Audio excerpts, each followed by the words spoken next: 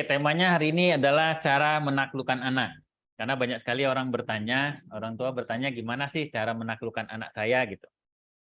Nah, saya lihat sih sebenarnya simple. Seperti orang yang atau pelatih ya, pelatih anjing ingin melatih anjing herder atau anjing penangkap apa namanya penangkap penjahat ya. Nah, ketika dia dilatih, tentunya pelatih ini melakukan kebiasaan-kebiasaan. Nah, Stephen itu konsepnya kalau ingin merubah sesuatu itu dengan cara merubah kebiasaan. Nah, kebiasaan-kebiasaan yang dilakukan pelatih tadi itu membuat hewan tadi menjadi takluk, menjadi lebih mudah dikendalikan, menjadi lebih mudah diatur.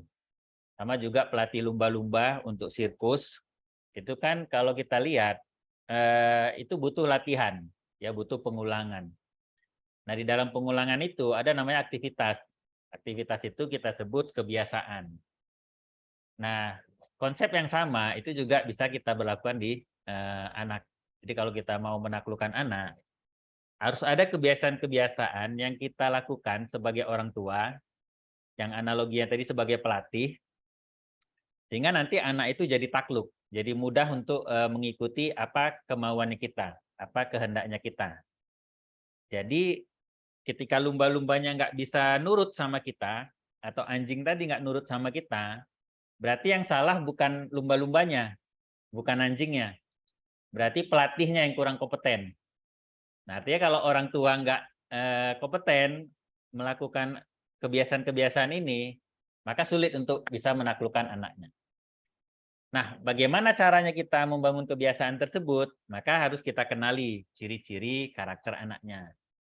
Nah, Stephen sudah sangat membantu banget, yaitu dengan mengenali ciri-ciri dari mesin kecerdasannya masing-masing.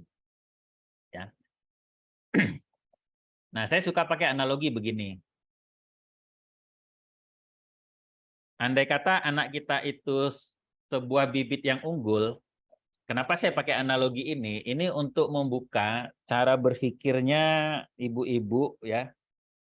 Karena kan gini, kalau teman-teman yang hadir di Zoom hari ini punya pandangan karakter itu seperti pandangannya dunia psikologi, maka nanti memahami Stephen itu akan kacau balau.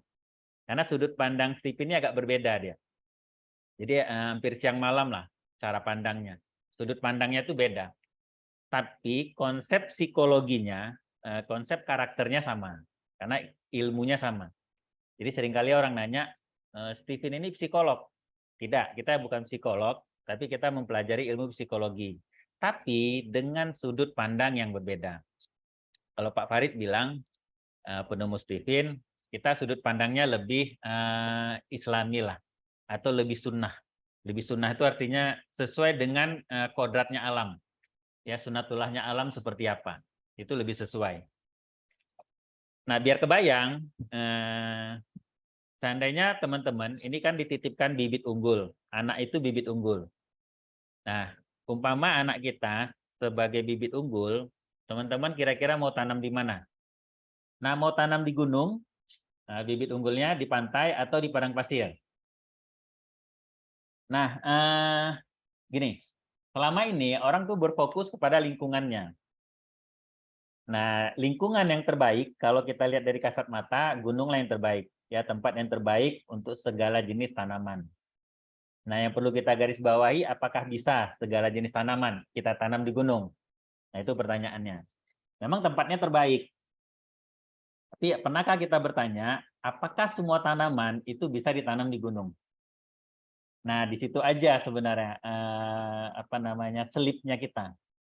Contoh kalau kita ngelihat, oh sekolah di sana aja, tempatnya bagus, sekolahnya full day, fasilitasnya lengkap, guru-gurunya internasional, ada bahasa Inggrisnya, ada Mandarinnya. Salah nggak milih kayak gitu? Nggak salah, itu memang tempat terbaik. Tapi yang paling penting adalah, benar ya jawabannya ya, ada yang pertanyaan tadi sesuai bibitnya. Jadi biasanya kalau pertemuan offline saya suka tanya satu-satu. Nah ketika pertanyaan dirubah misalkan, bibit unggulnya kurma. Nah, begitu pertanyaan saya rubah, bibit unggulnya kurma, semuanya serentak akan menjawab padang pasir. Nah, kenapa berubah jawabannya? Pertanyaan pertama dengan pertanyaan kedua, bedanya di mana? Yang pertama itu tidak diketahui jenis bibitnya. Nah, pertanyaan yang kedua itu kita sudah ketahui jenis bibitnya. Nah, begitu diketahui jenis bibitnya, maka wawasan kita tentang bibit tadi itu yang merubah jawaban kita. Karena teman-teman sudah punya wawasan tentang kurma, sudah kenal ciri-ciri khasnya kurma, sudah pernah ada yang ngasih tahu dulu waktu sekolah kurma itu seperti apa, maka informasi yang tadi itu membuat jawabannya tuh langsung seketika berubah. Nah, sesimpel itulah sebenarnya mengenali konsep Stephen. Ya, kita kenali dulu ciri-ciri genetiknya, sehingga nanti kalau teman-teman yakin dengan ciri-ciri yang kita sampaikan, percaya dengan ciri-ciri yang kita sampaikan, untuk merubahnya mudah. Ya, untuk merubahnya mudah. Nah, biasanya kalau nggak mau berubah, itu berarti nggak percaya sama hasil tesnya. Nggak percaya sama penjelasannya. Nah, sesimpel itu. Ya, jadi lingkungan dimanapun itu tergantung bibitnya. Maka kenali dulu bibitnya. Nah, analogi gampang lainnya gimana? Kalau Anda mau ke kamar mandi di sebuah mall, mau pilih kamar mandi laki-laki atau kamar mandi perempuan, maka Anda harus kenal dulu, saya perempuan atau laki-laki. Nah, kalau saya perempuan, berarti saya masuk ke toiletnya perempuan. Jangan sampai salah masuk. Nah, jadi berbeda genetik, berbeda tempatnya, berbeda kotaknya. Ya, nggak bisa kita salah masuk. Bisa kacau nanti. Nah, jadi kalau di Stephen menganut konsep karakternya seseorang, ya karakternya teman-teman hari ini usia 40 tahun misalkan, atau anak kita usianya 20 tahun atau 7 tahun, itu dua pengaruhnya. Dari genetik 20% dan lingkungan 80%. Genetik nggak bisa berubah, yang 20% tadi, lingkunganlah yang bisa dirubah. Nah, lingkungan ini siapa yang berperan paling besar? Yaitu orang tua. Kemudian apa yang dia baca, dia tonton, teman-temannya, sama pendidik-pendidik lainnya. Ya, guru, kakeknya, neneknya, pamannya, bibitnya, itu juga termasuk lingkungan yang membawa pengaruh 80%. Nah, kalau Stephen berfokus pada yang 20%. Jadi, kita fokus lingkungannya tadi didesain sesuai dengan genetiknya. Jadi bukan anak yang dirubah agar sesuai dengan lingkungan. Nah, ini konsep yang selama ini terjadi. Sehingga menjadi masalah. Karena apa? Kebanyakan orang tua merubah anaknya agar sesuai dengan cara berpikir orang tuanya. Nah, karena orang tuanya kan lingkungan, faktor lingkungan yang 80%. Sehingga dia ingin merubah apa-apa keinginan anaknya itu sesuai dengan karakternya dia. Nah, kalau di Stephen, begitu Anda tahu ciri-ciri genetik yang 20%, kita merubah lingkungannya dia. Nah, dengan cara kita merubah cara kita mendidiknya, cara kita mengasuhnya. Ya, menanam kurma sama menanam padi, tentu Anda harus bedakan perlakuannya. Ya, sesayang-sayangnya Anda sama kurma, Anda nggak boleh ngasih airnya lebih banyak, hanya karena melihat padi. Oh, padi dikasih air banyak hidup kok. Kamu kurma dikasih air banyak juga harusnya hidup. Nah, itu perlakuan yang salah. Ya, kita sesuaikan dengan genetiknya. Nah, ini mungkin analogi yang simple ya. Mudah-mudahan teman-teman make sense ya antara genetik dengan lingkungan. Jadi nanti apa-apa yang kita jelaskan dalam konsep Stephen itu adalah aslinya begitu. Harusnya begitu, tapi keharusan dalam sisi yang positif. Kalau anak tadi dalam kondisi yang positif, ya, pengaruh lingkungannya positif, maka aslinya dia ciri-cirinya seperti ini, seperti yang dibahas dalam teori-teori Stephen. Tapi kalau anaknya ibu-ibu tidak sesuai dengan dalam kondisi yang disampaikan di teorinya Stephen, berarti ada pengaruh lingkungan yang 80% tadi. Nah, nggak usah khawatir, ketika Anda merubah lingkungannya tadi, maka anak ini akan kembali kepada fitrah aslinya tadi, fitrah yang lebih positif. Jadi kenali dulu genetiknya, barulah kita mengetahui bagaimana cara menaklukkannya. Nah, genetik itu ada 5 tempatnya. Pertama, jenis kelamin. Jadi cara menaklukkan anak laki-laki sama anak perempuan tentu berbeda. Nah, saya nggak usah bahas ini.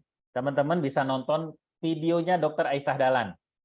cara sudut pandangnya kita sama dengan Stephen. Dr. Aisyah Dahlan pakai pendekatan otak, tapi beliau lebih fokus kepada cara kerja otak laki-laki dengan cara kerja otak perempuan. Jadi beda jenis kelamin, beda caranya. Contoh komunikasi. Kalau ngomong ke anak laki-laki, jangan tatap matanya. Gampangnya kan gitu. Bicaralah sama-sama ngadap ke depan atau bicaralah dari kuping kanannya. Tapi kalau anak perempuan, kita mesti tatap matanya. Nah, perbedaan jenis kelamin tadi membawa pengaruh kepada perbedaan sikap kita terhadap anak tadi. Nah, Stephen bicara di bawahnya lagi, lebih dalam, yaitu mesin kecerdasan. Jadi jenis kelaminnya laki-laki, cara kerja otak laki-laki dan cara kerja otak perempuan berbeda, kita bahas di bawahnya lagi. Belahan otaknya antara laki-laki dengan perempuan berbeda. Kemudian lapisan otaknya dan IQ sama golongan darah. Nah, kita bahas khusus yang mesin kecerdasan. Apa itu mesin kecerdasan? Yaitu belahan otak yang dominan dari 5 belahan otak yang ada di kepala manusia. Pertama ada sensing. Ini fungsinya apa? Jadi otak sensing bagian kiri ini, mudahnya gini ya, bayangin sebuah komputer, ada sistem operasinya, dan dia diprogram khusus untuk mengingat. Kemudian diprogram khusus untuk mengatur 5 panca indera. Dari mata, penciuman, pengecap, lidah, peraba, pendengaran. Ya, semuanya diatur sama otak sensing tadi. Makanya disebut sense, panca indera. Nah, yang ketiga fungsinya, dia menggerakkan otot. Rajin, kinestetiknya bagus. Nah, terkesan apa? Lasak, nggak bisa diam. Karena apa? Otaknya selalu diprogram untuk bergerak. Ya, kalau dia nggak bergerak, justru dia merasa tidak nyaman. Nah, yang kedua, ada namanya otak kiri bagian atas. Kita sebut thinking. Nah, ini Tuhan memprogram otak bagian thinking ini khusus untuk berpikir, menganalisa, kemudian berhitung. Nah, ini yang kemudian dikenal dengan bahasa yang mudah itu adalah anak yang pandai. Kalau sensing tadi, anak yang rajin. Jadi beda ya, anak rajin sama anak pandai itu berbeda. Nah, orang thinking ini lebih mengedepankan yang namanya logika dan analisa.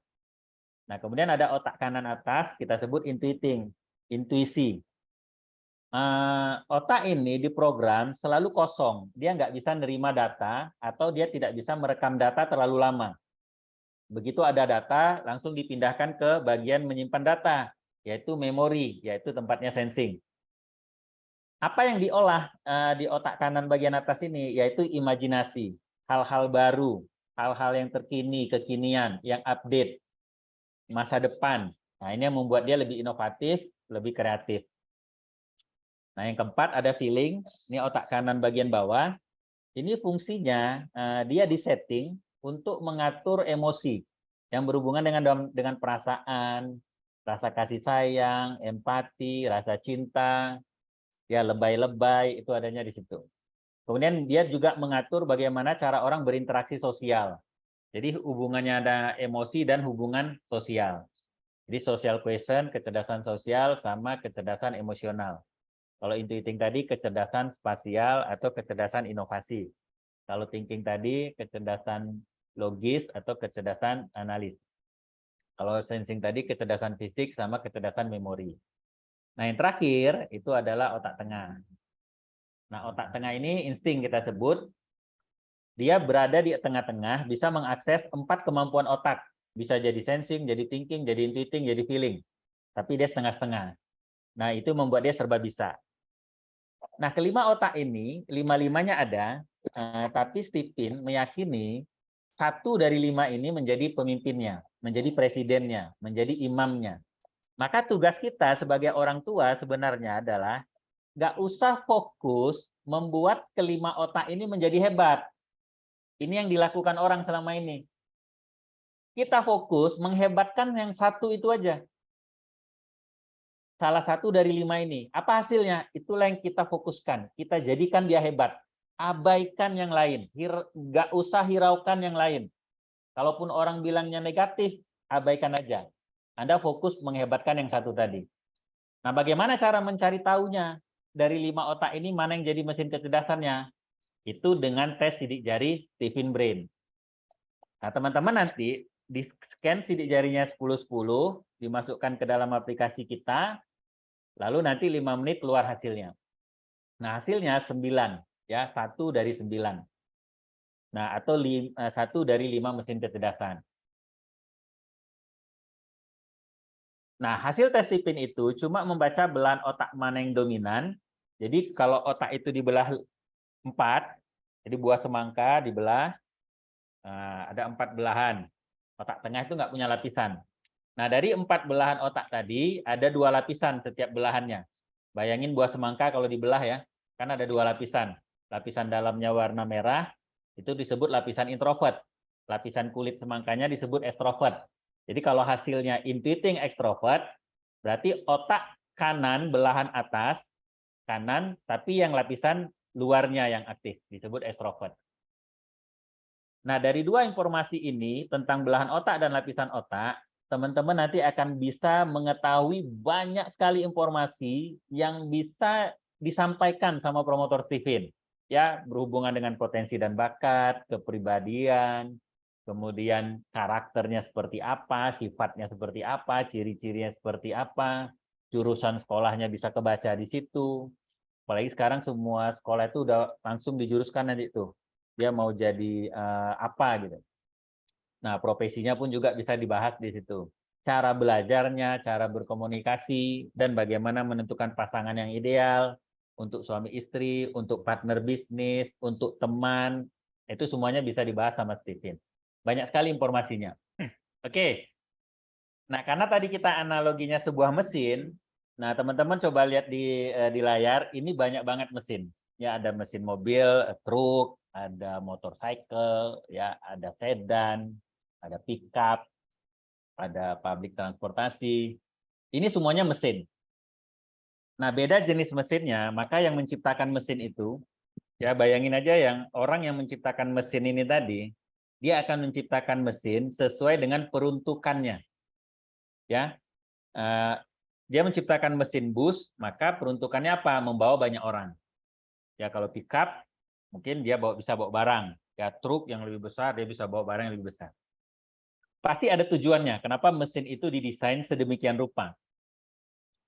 Nah, kita itu cukup mengenali aja jenis mesinnya. Kemudian cari tahu ini peruntukannya untuk apa gitu.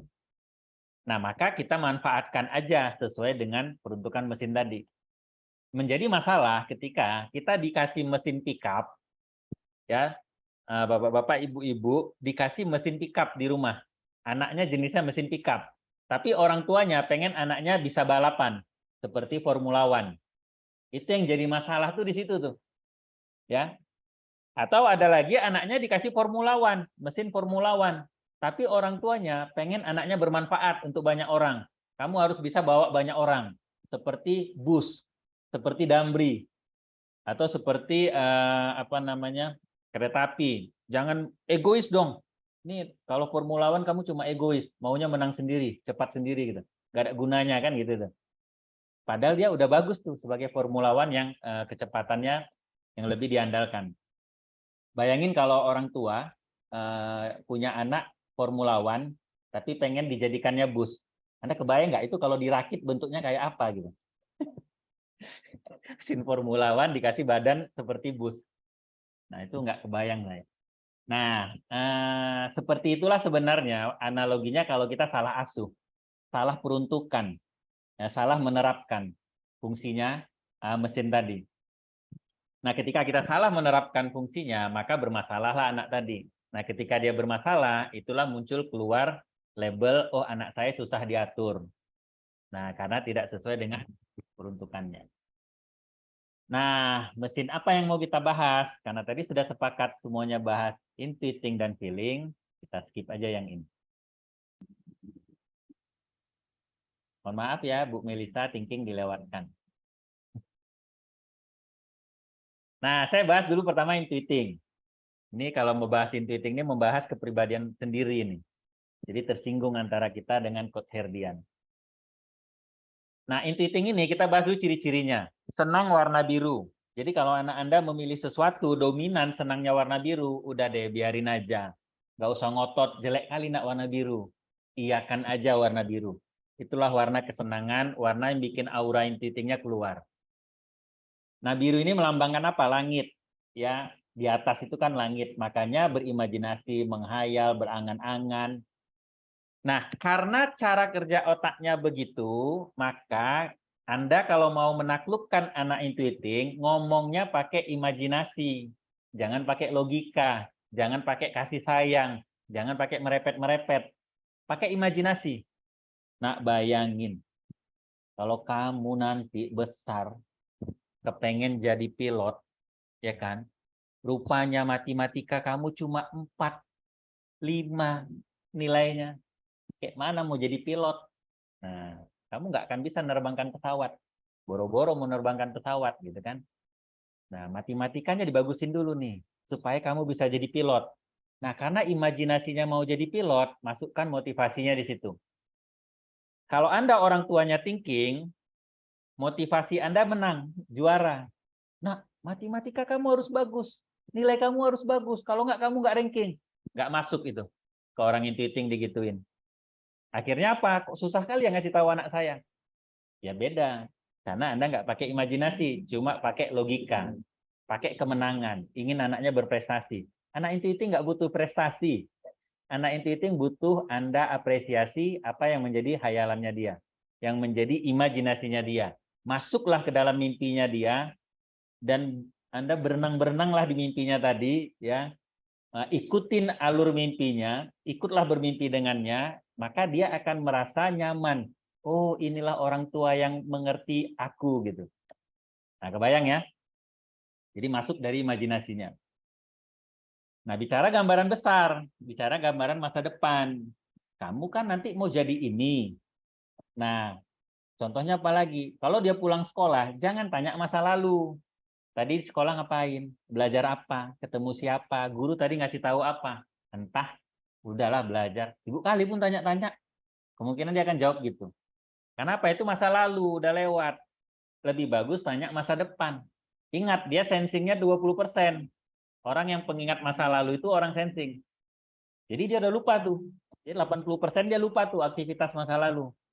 Lebih bagus tanya masa depan. Oke, Nak, kamu udah pulang sekolah, habis ini kamu mau ngapain? Mau main game? Mau main bola? Ya kan? Terserah mau ngapain. Bebaskan dia.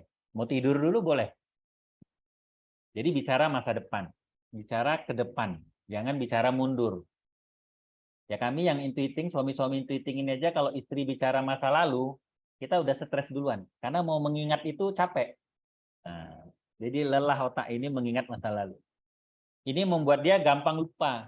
Nah, jadi sebenarnya bukan sulit ingat, cara mengingatnya pakai imajinasi. Anak saya tuh intuiting, dia lupa huruf ro. Dalam bahasa Arab itu ada huruf ro kan? Ya kok susah kali ngingat huruf ro ini. Coba kamu tulis, nih udah bisanya kamu nulis. Iya, tapi nanti lupa lagi. Nah, saya langsung pakai imajiner. Dapat pernah main pelosotan? Ah, pelosotan. Pelosotan itu kayak apa bentuknya? Oh iya ya, kayak huruf ro. Langsung dia paham. Setelah itu nggak lupa lagi dia. Bentuk huruf ro itu seperti apa.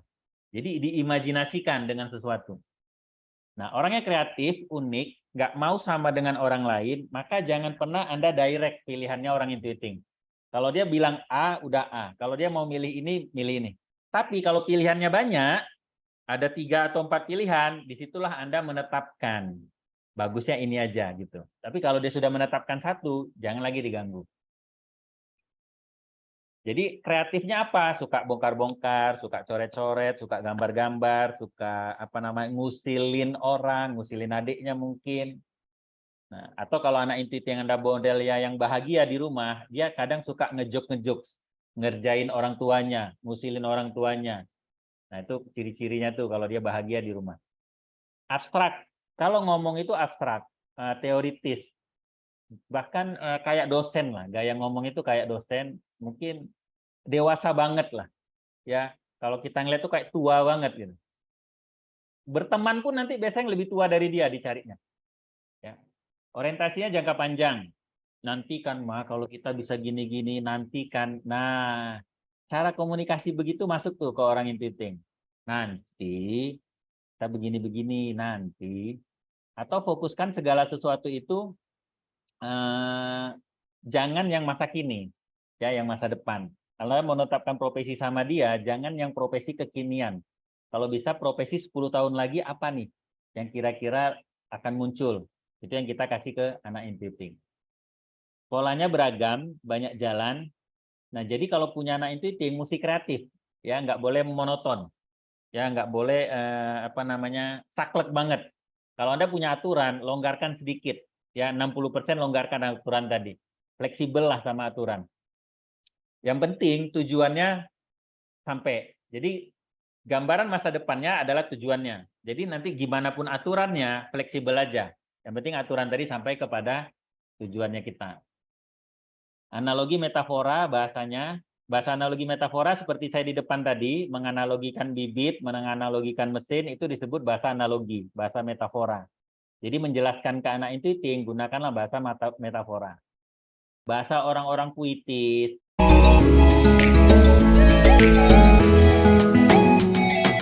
bahasa saja, bahasa apa lagi ya, puisi, itu memang bahasanya orang intuiting banget. Ya. Suka cerita fiksi, cerita hayalan.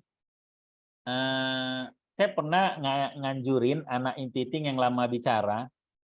Dia sebenarnya bukan speech delay karena udah bisa ngomong bapak, ibu, beberapa kosakata lah. Hanya kosakatanya nggak banyak. Ternyata sama orang tuanya anak ini dilarang nonton YouTube, dilarang nonton gadget. Saya bilang, Bu, kalau mau anaknya banyak ngomong, nontonin aja film-film YouTube. Tontonkan aja semua YouTube yang fiksi-fiksi boleh. Tapi kalau anak sensing, jangan yang cerita fiksi. Anaknya nanti nggak pandai ngomong. Saya pernah ketemu juga itu orang tua, anaknya sensing. Udah hampir 4 tahun setengah, nggak banyak cakap. Cakapnya tuh masih celat. Nah ternyata di rumah setiap hari tontonannya apa? Upin Ipin, kartun. Upin Ipin, SpongeBob, satu lagi apa tuh saya lupa. Nah kalau kartun tadi bagi orang sensing itu nggak nyata, nggak real. Jadi dia di lapangan nggak ketemu orang kayak gitu. Jadi stimulus omongan itu tadi nggak masuk tuh. Tapi kalau orang intuiting atau orang feeling masih masuk lah, yang berhubungan dengan fiksi. Fokus pada hal yang besar dan strategis. Anda kalau punya anak intuiting, jangan terlalu detail, jangan terlalu perintilan, jangan terlalu, gampangnya gini, cuek aja lah, fokus sama yang strategis. Contoh, ini saya terapkan ke anak saya yang intuiting introvert.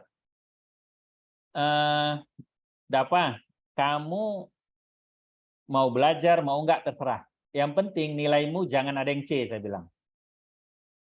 Oh, jadi Dapa boleh main game? Boleh. Tapi sehari 3 jam. Jadi Dapa nggak usah ngerjain PR, nggak apa-apa. Jadi Dapa nggak usah belajar, nggak apa-apa. Tapi Dapa nilainya harus C. Minimal, Dapa nilainya nggak boleh ada yang C. Jadi hanya boleh A dan B. Jadi nggak boleh ada yang C, ini disebut fokus sama yang strategis. Bagaimana caranya dia bisa dapat C? Kan nggak harus belajar di rumah. Yang penting kan nilainya jangan ada yang C. Nah ini yang saya sebut fokus sama hal yang besar aja. Sama yang strategis saja. Anda nggak usah perintilin apa yang dia harus kerjakan supaya nilainya jangan ada yang C.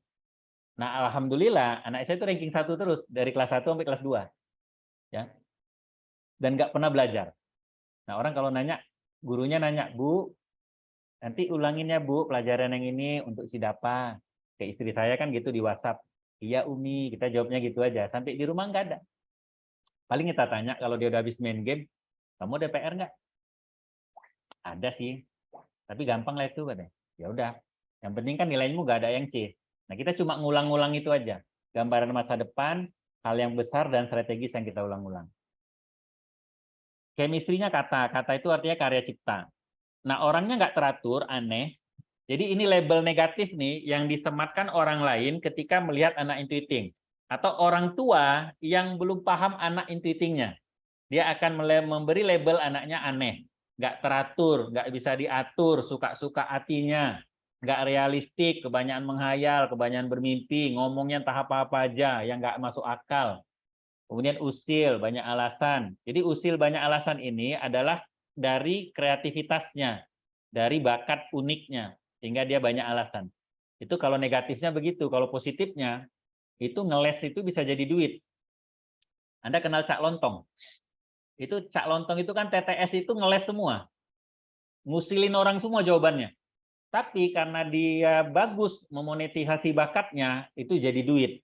Kalau orang tua nggak paham, itu dijadikan masalah tuh.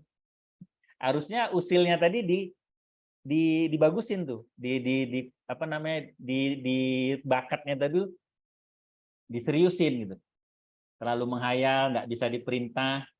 Nah, anak intiting ini bukan nggak bisa diperintah ya, cara merintahnya beda. Anda harus kenali caranya. Nanti kita bahas cara komunikasi. Bosanan, suka berubah-berubah, nggak fokus, disorientasi. Disuruh ke kanan, dia ke kiri. Disuruh belajar, dia nggak fokus. Ya, orang intuiting itu cara belajarnya adalah fokus dengan ketidakfokusannya. Itulah cara belajar terbaiknya orang intuiting. Kalau Anda suruh dia fokus, Anda paksa dia fokus, nanti Anda akan ujung-ujungnya lari ke psikolog. Kemudian lah dilabel lah anaknya kena apa gitu, penyakit apa gitu yang istilahnya tuh sulit fokus. Ya. Intuiting sama thinking, lebih sulit fokus tuh orang thinking sebenarnya. Ya, intuiting itu dengar suara musik, dengar orang ribut, kalau dia sudah hasratnya udah muncul, dia masih bisa belajar. Walaupun di sebelahnya bising. Tapi orang thinking nggak akan bisa. Nah, bagaimana cara komunikasinya supaya anak intuiting ini takluk? Bicarakan gambaran besar sama implikasinya. Dapa, nilai kamu nggak boleh ada yang C. Kalau ada yang C, implikasinya apa? Kamu nggak boleh main HP selama 1 bulan. Kalau C-nya ada 1 bulan nggak boleh main HP. Kalau C-nya ada 2 bulan nggak boleh main HP. Kenapa harus HP? Karena hasratnya di HP. Karena imajinasinya cuma ada di situ. Kreativitasnya cuma ada di situ. Jadi HP itu yang saya jadikan sebagai, karena dia introvert, sebagai ancaman. Kalau dia extrovert, sebagai fasilitas, sebagai iming-iming. Kemudian bicarakan alternatif, kasih pilihan. Kenapa saya bilang C? Biar dia bisa milih mau A atau B. Ya. Kemudian kalau nyuruhnya jangan direct. Dapa ambilkan gelas, itu namanya direct. Nggak ada pilihan. Mending dia kasih pilihan. Dapa, kamu mau ngambil gelas atau ayah yang ngambil gelasnya? Atau Dapa, kamu mau ngambil gelas atau ngambil piring? Kamu mau cuci piring dulu atau mau ngepel rumah dulu? Kamu mau mandi dulu atau belajar dulu? Kamu mau tidur dulu atau main game dulu? Itu disebut alternatif. Maka jangan ngasih pilihan satu. Itu yang disebut, jadi di label dia nggak bisa diperintah. Karena Anda ngasih pilihannya satu. Jadi kasihlah 2 pilihan. Istri saya setelah kenal Steven, dia nggak pernah lagi merintah. Tapi dia kasih opsi, multiple choice. Ayah, Bunda udah siap masak. Kamu mau jemput saya, pilihan A. B, saya naik gokar. C, saya dijemput Bowo, Bowo itu adiknya. D, saya dijemput pria lain. Jadi ada multiple choice tuh, 4. Nah, akhirnya saya dengan sukarela lah menjemput, tanpa disuruh. Jadi itu yang disebut bahasa alternatif. Atau gunakan bahasa sindiran. Aduh, berat kali lah galon aqua ini. Cuma pria yang paling ganteng di rumah ini yang bisa mengangkatnya. Nah, itu namanya sindiran. Ya, coba kalau Anda punya suami intuiting, Papa, angkat galon tuh. Selamat lah Anda. Sampai besok nggak akan diangkat. Ya, gunakan bahasa sindiran yang pakai puisi kayak yang pakai romantis-romantis, itu pas untuk orang-orang yang itu. Gugah imajinasi mereka, ya. Penjelasan kita itu mesti bawa ke dalam imajinasinya dia, hayalannya dia. Kalau anak Anda hobinya, saya kemarin ketemu klien, anaknya tuh hobi karena ibunya ini ahli laboratorium, ya, memeriksa sesuatu, sel-sel apalah segala macam. Jadi dia minta dibelikan mikroskop. Nah, kemudian dibelikan sama orang tuanya. Nah, dia jadi hobi itu, memeriksa apa-apa yang ada di alam semesta ini. Nah, ketika nilainya rendah, saya sarankan ke ibu ini, ngomongnya gini, Bu. Kalau kamu mau jadi ilmuwan seperti Mama, nilai yang ini harus bagus. Karena nanti kalau nilai ini nggak bagus, kamu sulit menjadi ilmuwan. Hitung-hitungannya ada di sini gitu. Atau biasakan kimianya rendah, ya biologinya rendah. Itu kita masukkan ke dalam imajinasi dia tadi ingin menjadi ilmuwan. Nah, itu cara menggugahnya. Jadi anak kita misalkan hobinya yang dia hobinya itu nggak suka. Anda sebagai orang tua, apa sih hobinya saya nggak suka gitu. Anda walaupun nggak suka, masuklah ke dalam hobinya tadi. Itu yang disebut imajinasinya ada di situ. Kemudian jangan bebani mereka dengan detail. Dengan detail itu apa? Jangan suruh ngerjain PR, nggak usah suruh ala tugas-tugas rumah tuh nggak usah lah. Pertama, udahlah tenaganya kecil, semua sedikit ya, dan capek juga kan nanti gampang capek. Nanti kalau dia gampang capek kan belajarnya jadi susah. Tapi bisa kita ajari tanggung jawab. Tanggung jawab pada hal-hal yang besar aja, yang strategis. Yang nggak strategis, Anda mending kasih pembantu aja lah. Suruh bibi yang ngerjain. Oke, itu gambarannya ya. Ciri-cirinya. Nah, kita bahas feeling. Feeling dulu ya. Nah, orang feeling ini senang warna hijau. Hijau itu warna persahabatan, warna pertemanan. Jadi dari sini aja sudah ada gambaran. Kalau Anda mau mendekati, menaklukkan anak feeling, gunakan gaya persahabatan. Gunakan pendekatan personal, pendekatan perasaan, pendekatan hati ke hati. Jangan logika, jangan ancaman, jangan aturan, nggak usah. Pakai perasaan dulu tuh. Kalau dia hatinya udah klik, gampang diatur. Lembut dan penyayang orangnya. Jadi kalau anak Anda bawaannya jutek, ngomongnya ketus, kasar, artinya rasa penyayangnya nggak ada. Itu berarti ada masalah di situ.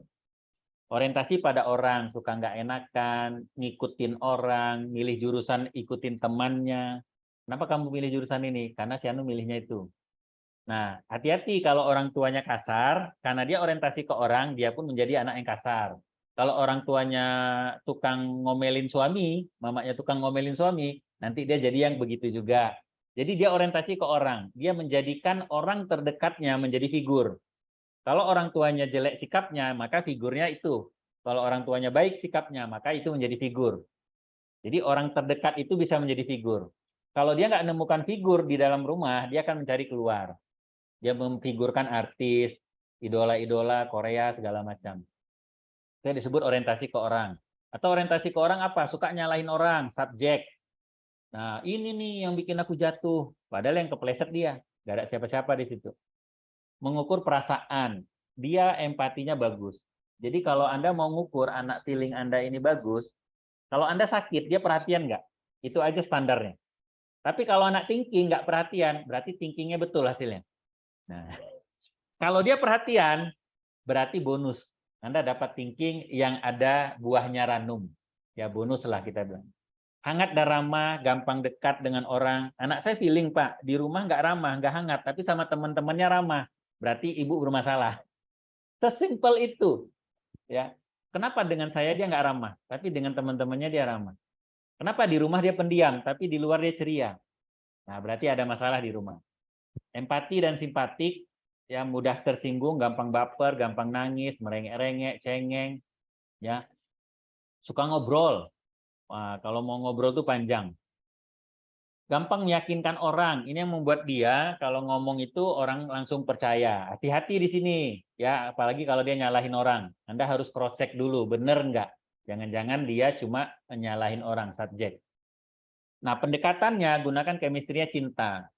Jadi kalau punya anak feeling susah ditaklukkan, berarti indikator orang tuanya tidak menggunakan pendekatan cinta di situ. Nah, label negatif yang disematkan ke orang feeling adalah tidak logis, mudah emosional, merengek-rengek, cengeng, mudah nangis, suka nggak enakan, nggak mandiri, apa-apa mau ditemanin, butuh ditemani. Kemarin saya ada klien dari Aceh, orang tuanya tinggal di Aceh, anak ini mau ikut ujian karena sekolahnya di Medan. Nah, dia bilang, anaknya SMP kelas 2, Ma, selama saya ujian di Medan, tolong temanilah saya di Medan. Mama ke Medan lah. Ibunya sama orang bapaknya awalnya, kok anak laki-laki SMP udah gede minta ditemenin, kamu kok kayak anak perempuan sih, gitu kan, gitu kesannya. Mereka nggak masuk akal nih, kok ada anak laki-laki SMP kelas 2 kayak gitu, karakternya. Nah, karena merasa aneh, ditanyalah ke temannya, temannya nyarankan tes Stephen. Begitu di tes Stephen, baru orang tuanya berubah. Oh, memang begitu ya Pak, ternyata karakternya. Kalau gitu saya nggak jadi pulang ke Aceh, saya tetap aja di sini. Setelah tes Stephen, saya temanin anak saya sampai dia selesai ujian. Memang dia begitu anak feeling, butuh ditemanin. Orangnya lebay sangat, ya. Nah, bagaimana cara komunikasinya? Katakan Anda setuju dengannya. Apapun yang diinginkan anak feeling, Anda jangan pernah bantah di depan kalau Anda mau bantah. Iyakan dulu. Iyakan dulu, baru nanti kita masuk dari pintu komunikasi. Contoh, ya saya konkret aja nih. Anak saya feeling, saya lagi ada tamu, tes Tiffin, lagi penjelasan, tiba-tiba ujuk-ujuk dia datang. Ayah, ke Indomaret yuk, ngapain? Beli es krim katanya. Oh ya, beli es krim. Anda kalau pakai logika, kamu nggak lihat apa? Ayah ada tamu. Nah, itu kan pakai logika tuh. Itu nggak nyambung, Bapak Ibu. Karena kita udah tahu dia feeling, awalnya kan, aduh ini anak gitu kan. Tarik nafas dulu. Aldi mau apa, Di? Aldi mau es krim ya? Es krim apa? Walls. Berapa? 1. Aduh, jangankan 1, Di. 5 pun ayah belikan. Ih, betul ya 5. Iya 5, Di. 5 ya belikan. Ayolah ya kalau gitu, sekarang kita beli. Nah, kita pakai legitimasi perasaan, bicarakan kepedulian. Aldi, kalau ayah pergi sama Aldi sekarang beli es krim, ini teman-teman ayah di sini, siapa yang nemanin? Aldi kalau teman-temannya pergi, gimana? Tersinggung nggak Aldi? Kasihan kan kalau ditinggalin teman-temannya. Ya udahlah ya, nanti aja lah beli es krimnya, pergi dia. Begitu cara ngomongnya ke orang feeling. Kalau Anda langsung direct tuh, kamu nggak lihat kalau papa punya tamu. Waduh, itu baper itu. Ya, seminggu tuh ngobatinya payah nanti. Nah, kita kenali legitimasi perasaannya bahwa dia lagi antusias banget pengen es krim. Jangan langsung dipatahkan. Tapi kita ulur, tarik ulur. Ya, itu disebut berpolitik lah sedikit bicara sama orang feeling. Dan eye contact, jangan nggak eye contact. Mau feeling laki-laki, feeling perempuan sama. Ya, Anda harus eye contact ngomongnya. Karena kalau nggak eye contact, dia merasa diabaikan, merasa tidak dianggap. Ini lagi tersinggung lagi nanti jadinya. Nah, ini ciri-cirinya tadi, ya ciri-ciri feeling, ciri-ciri intuiting, kemudian cara komunikasinya. Nah, 2 slide lagi saya bahas. Jadi sekarang gimana caranya supaya mesin ini tadi sehat sepanjang masa, sehat terus. Ya kalau analoginya mesin, supaya dia bisa jalan, maka kita harus isi tangkinya. Mesin apa namanya? Bensinnya atau bahan bakarnya. Atau kalau mobil listrik berarti baterainya kita isi. Nah, kata kuncinya kalau anak feeling adalah, ini kata kunci pertama. Orang tua, ibu atau bapak, jadilah figur, sosok, pribadi, orang yang memberikan cinta kepada anak feeling. Anda kalau nggak jadi figur yang seperti itu, yang disenangin orang, yang disenangin anak, atau dicintai anak feeling, ini susah masuknya. Nah, bagaimana caranya supaya kita bisa jadi figur yang dicintai anak feeling? Maka Anda lakukanlah kebiasaan-kebiasaan. Yang pertama adalah sering-seringlah memberi perhatian. Perhatian itu kayak apa? Misalkan pulang kerja, langsung tanya, Aldi, Dapa, Dahlan, Nisa, mana? Itu namanya perhatian. Ya, peluk. Kemudian tanya, tadi di rumah ngapain? Nah, oh main apa? Udah sekedar itu aja, itu namanya perhatian. Udah makan. Nah, tadi main sama siapa? Itu namanya perhatian. Yang kayak gitu, khusus ke anak feeling aja. Yang lain nggak usah, nggak ngaruh itu. Kalau Anda nggak ngasih itu nggak ngaruh, ya. Khusus ke anak feeling aja, perhatian lebay kayak itu tadi. Jadi nggak usah di semua anak. Jadi kalau Anda ada punya anak 5, Steven-nya, anaknya Steven ya di rumah, ada sensing, thinking, intuiting, feeling, insting. Khusus yang feeling ini aja dikasih perhatian lebay. Nah sekarang teman-teman tadi, ibu-ibu yang punya anak feeling, coba tulis 1 atau 2 contoh. Anda mulai sekarang mau kasih perhatian dalam bentuk apa ke anak feeling? Ya, tulis 2. Nanti lakukan kebiasaan itu setiap hari. Nah, kebiasaan-kebiasaan itulah nanti yang akan merubah anak tadi. Sehingga dia memberikan rasa cintanya kepada kita. Kalau udah klik dia sama kita, ini anak mudah diatur. Yang feeling-feeling ini. Kemudian yang kedua, sering-sering memberi pujian. Pujiannya mesti lebay. Nggak boleh standar. Wah, anak mama keren. Wah, itu bisa cuma ke anak thinking. Ya, kalau cuma standar gitu. Ya, kalau ke anak feeling tuh mesti lebay, dielus-elus kepalanya, dipeluk-peluk memanglah. Udah bersyukur kalilah punya anak kayak gini, udahlah ganteng, wangi, keren, aduh pinter lagi sekolahnya, itu bagus tuh. Berapa kali sehari? Kalau anak Anda lagi bermasalah, kalau bisa 100 kali sehari, kalau bisa. Ya, jangan kayak minum obat 3 kali sehari. Makin banyak makin bagus. Pak, apa enggak merusak anak kalau dia sering-sering dipuji?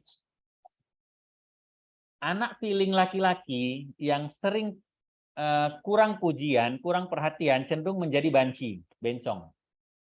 Dengan dia bersikap seperti bencong, dia mendapat atensi, perhatian dari banyak wanita.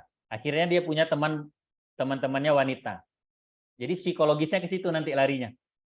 Tapi kalau dia sudah dapatkan perhatian, pujian dari kita, orang tua, dia sudah tidak haus lagi, sudah tidak lapar lagi. Tangki mesinnya sudah full. Jadi mau diisi dari orang lain pun nggak ngaruh. Nah, jadi kita harus isi tangki tadi. Nah, ketiga, coba biasakan, tentukan aktivitas kita bisa ngumpul sama anak piling. Saya, walaupun nggak bisa konsisten ya, seminggu sekali saya usahakan ngumpul. Kalau nggak nonton Netflix, nanti nonton film kartun atau nonton film, atau kita main teka-teki, atau kita sekedar ngobrol, ya sebulan paling bisa saya 2 kali lah. Nggak bisa seminggu sekali. Kadang bisa seminggu sekali, kadang sebulan 2 kali. Itu setiap hari Sabtu. Kalau ada momen-momen bisa ngumpul, maka atensi kita full di situ. Jangan sambil main HP, jangan sambil yang lain-lain. Antar jemput anak sekolah itu termasuk ngumpul juga bagi anak feeling. Apalagi yang ngumpul itu ya. Ngobrol, ngadul-ngidul, ya, ngabisin waktu. Misalkan Anda nunggu orang, bawa anak feeling, daripada bosan nunggu, mending ngobrol sama anak feelingnya. Itu termasuk ngumpul. Nah, sekarang teman-teman coba bikin list. Apa yang saya bisa lakukan kepada anak feeling saya yang itu masuk kategori ngumpul, pujian, dan perhatian. Lakukan aja 3 ini. Sampai kapan, Pak? Sampai anak feelingnya meninggal. Ya. Selama anak feelingnya belum meninggal, Anda masih butuh ini dia. Nah, kalau anak intiting gimana? Bahasa cintanya. Baterai yang harus kita isi. Eksplorasi. Anak intuiting ini bukan tipikal anak thinking atau anak sensing yang bisa diatur banget, yang bisa didisiplinkan banget. Bukan berarti nggak bisa disiplin. Beri dia ruang untuk mengeksplorasi apapun. Dia kepengennya bongkar ini, biarkan dulu. Anda takut rumah berantakan, abaikan dulu. Nanti kalau sudah dia beres, kalau dia sudah selesai, Anda bereskan. Ketika Anda bereskan, pastikan dia melihat 2 atau 3 kali, baru nanti gugah perasaan dia. Memang lah ya, kalau ada yang membongkar-bongkar, kalau ada yang bikin apa namanya kotor, memang harus selalu Bunda juga yang membersihkan. Itu cara menyindirnya gitu tuh. Disindir 2 kali, 3 kali, nanti lama-lama dia akan ngerti tuh. Oh, ternyata kalau mau habis main saya harus rapikan. Jadi jangan disuruh merapikan. Ya. Nah, beri dia eksplorasi, melakukan sesuatu yang dia suka, supaya dia bisa menghasilkan karya cipta. Nah, kalau Anda punya anak intuiting yang nggak suka gambar, yang nggak suka bongkar-bongkar, nggak suka melakukan hal-hal yang aneh, itu berarti ada masalah tuh pada anak intuitingnya. Berarti dia tidak ada ruang untuk mengeksplorasi. Artinya tanda itu semua terlalu dikekang. Apa-apa dilarang. Maka lakukan apa supaya dia punya eksplorasi tadi? Jangan terlalu saklek, ya, berubahlah. Lakukan perubahan-perubahan. Ada orang tua, ini kebetulan orang tuanya thinking, anaknya intuiting. Jadwal pulang sekolah itu tidur, baru boleh main, baru ngerjain PR. Anaknya bosan pulang sekolah tidur, pengennya main dulu, baru nanti tidur kalau ngantuk. Karena orang tuanya thinking, saklek sama aturan, nggak boleh, kamu wajib tidur. Tidur dulu kamu baru main. Karena tidur siang itu bagus, kan gitu tuh. Akhirnya gara-gara perkara perintilan kayak gitu tuh, ini anak feelingnya yang tadinya baik, jadi anak intuiting yang tadinya baik, itu jadi anak intuiting yang pembangkang. Gara-gara pembangkang itulah orang tuanya kaget, akhirnya disarankan tes TVID. Nah, saya bilang, Bu, karena Ibu thinking ini memang harus apa-apa punya aturan. Aturannya mesti saklek. Ini betul untuk anak thinking. Tapi kalau untuk anak intuiting, aturan Ibu tadi ada 10, cukup longgarkan aturan tadi, cukup 40% aja atau 30%. 60% tadi beri dia ruang untuk melakukan perubahan-perubahan. Yang penting hal yang strategisnya apa yang ibu mau kejar. Itu yang fokuskan kita. Kemudian beri apresiasi kalau dia melakukan atau membuat karya cipta. Saya banyak banget dengar kisah orang tua yang punya anak intuiting, semua yang gambaran-gambaran anaknya, coretan-coretan anaknya dibuang. Apa sih ini, jelek, nggak guna lagi. Nah, itu Anda tahu, itu bagi kami yang intuiting itu baper loh, digituin. Saya segede ini ya, udah usia 40, sampai sekarang saya masih ingat orang yang menghina puisi saya ketika waktu kuliah. Itu baper tuh orang intuiting tuh di situ. Kalau dia punya karya, nggak diapresiasi. Jadi kalau Anda mau buang karena menyemak, karena bikin sampah, apresiasi dulu. Nah, ini keren banget gambarnya. Walaupun Anda nggak ngerti gambarnya apa. Anda lihat film SpongeBob itu kan nggak jelas gambarnya apa. Tapi jadi karya cipta loh. Bisa menghasilkan uang. Hanya dari kartun yang nggak jelas gambarnya itu. Nah, tinggal diperbaiki kalau Anda mau seriuskan di situ. Nah, kalau hasil karyanya sering tidak diapresiasi, ini nanti kaitannya sama percaya diri. Jadi dia nggak berani menghasilkan sesuatu yang baru, sesuatu yang unik. Karena ketika dia menghasilkan sesuatu yang unik, dianggap masalah. Dianggap nggak masuk akal. Akhirnya anaknya nggak berani bermimpi. Akhirnya anaknya ikut rule aja, nggak berani out of the box. Ini yang membuat dia imajinasinya nggak jalan. Kemudian beri kebebasan sama aturan. Kalau ada 2 aturan, 3 aturan, contoh lah misalkan. Kayak kemarin semalam anak kami si Dapa, ya Bunda, ini kan udah habis ujian. Kayaknya antara belajar dan nggak belajarnya itu, kalau sekolah ini habis ujian. Bolehlah kami libur 2 hari. Nah, itu namanya kebebasan. Ya udahlah, libur 2 hari ya. Nggak boleh nggak. Nah, pernah dia minta libur. Ya, suntuk kali lah belajar. Libur ya boleh nggak? Nah, tadi kata kuncinya kan kasih alternatif. Boleh kamu libur, nggak sekolah, tapi kamu bantu nenek buat tahu isi. Bantu mereka buat donat. Dari jam berapa ya buat donatnya? Dari jam 8 pagi sampai jam 1 siang. Kok lama kali sampai jam 1 siang? Kan kamu sekolahnya pulang jam 1 siang. Jadi kasih alternatif yang lain kalau dia nggak mau sekolah. Jadi supaya nanti dia mikir, aku nanti kalau minta nggak mau sekolah, disuruh buat donat. Mendingan sekolah lah. Nah, itu yang disebut alternatif, kasih pilihan. Jangan saklek banget. Jangan langsung stres begitu anak nggak mau bilang nggak mau sekolah. Ya, ada apa nggak mau mandi? Bisa nggak? Nggak mandi tapi sekolah. Ya nggak apa-apa, yang penting kamu sekolah. Karena sekolah itu lebih strategis daripada mandi. Mandi itu perintilan, yang strategisnya kan sekolah. Nah, mulailah berpikir seperti itu. Orang tua kalau punya anak intiting. Nah, lakukan kebiasaan-kebiasaan seperti itu.